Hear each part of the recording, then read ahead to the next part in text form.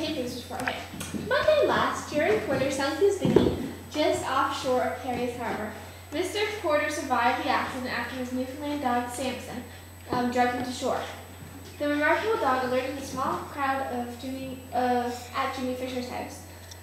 Samson was able to pull Mr. Porter to shore before he fetched the help. Man and dog are recovering at their home in Lyle's Cove, where they will remain until Mr. Porter can build the new boat. Okay. Oh, and that's the on the scene picture. You illustrated it. And that's the picture that was in the paper. I wish I would have had to illustrate it. Well, next time you know to choose newspaper.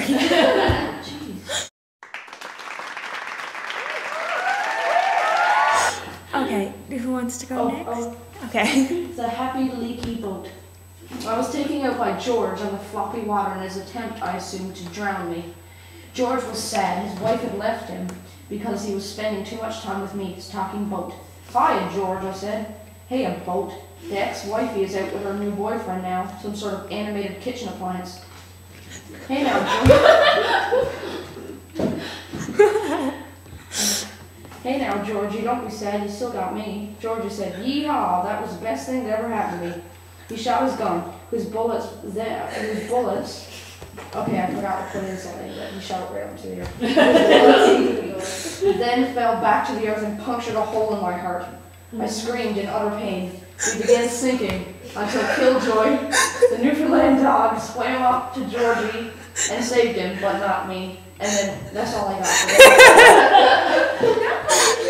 I was going to talk about the horrors of the poor boat sinking to the bottom of the sea, and then the algae slowly Disintegrating.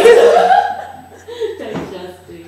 And how much pain he was in, just slowly turned, slowly rocking to You really don't write Jordan stories often, do you? These are the continuing adventures of Detective Sheldon. Okay. Okay, a dog barked outside the pub and just wouldn't quiet down, so Sheldon stuck his head out the door to investigate, which was his natural inclination, because he said. As he witnessed the frantic dog's gestures, barking and beginning to run, then turned back to bark again, Sheldon decided to get closer and see where events would take him. And he forgot to pay his bill. To his amazement, the great dog, a Newfoundland, turned and dashed away, only to return, tug on his sleeve, and repeat the routine. Clearly, this dog was leading him. Sheldon noticed that the dog was wet, so quickened his pace, knowing that this breed was renowned for their water rescue abilities. As they neared the water's edge at Perry's Harbor, Sheldon's heart quickened as he saw a man lying on the beach and a small boy standing next to him crying. It was evident that the boy was helpless in his effort of resuscitation, so Sheldon dropped on his knees next to the lifeless man. The boy, continuing to cry, clung to the dog, and then Sheldon was safe from him. Okay.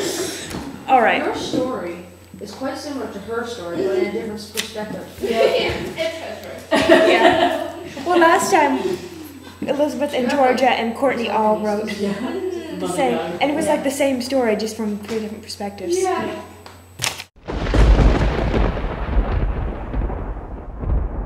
Okay, and then here's mine.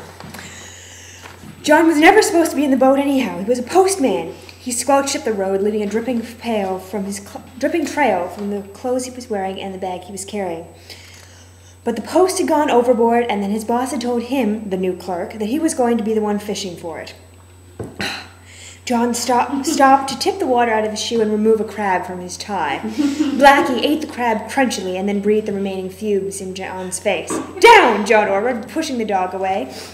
Blackie continued jumping around. It had been his love of crabs in the first place which had tipped them overboard.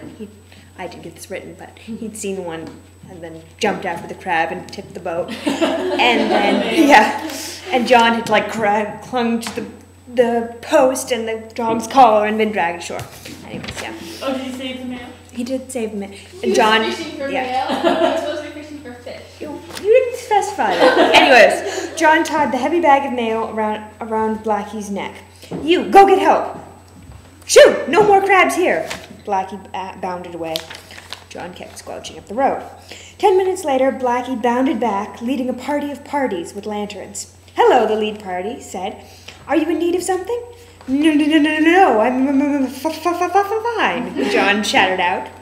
That water had been cold. "We saw it all. Your dog saved you and then delivered the mail," another of the party spoke up. "Delivered the mail?" John looked at Blackie. The bag of mail was no longer around his neck.